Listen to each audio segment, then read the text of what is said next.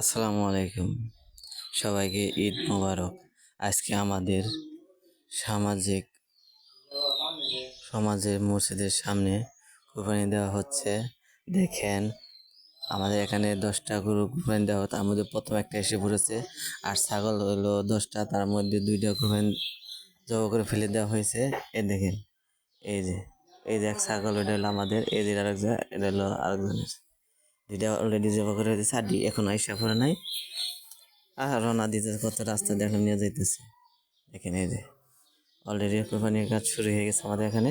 এই যে আমাদের শফিকুল ভাই, এই যে দেখেন কালাম, কালামের এই যে ছাগলটা দিছে। আর যে শ্যাম, ওই যে আমাদের মসজিদে যেটা আমার মাদ্রাসা, আর যেটা বাঘে দিছে যে গাই, কত সুন্দর দেখতে দেখছেন, এখনো এসে পড়ে নাই।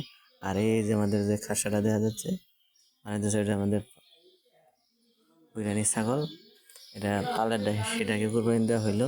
আজকে আমাদের এখানে ভালো লাগে।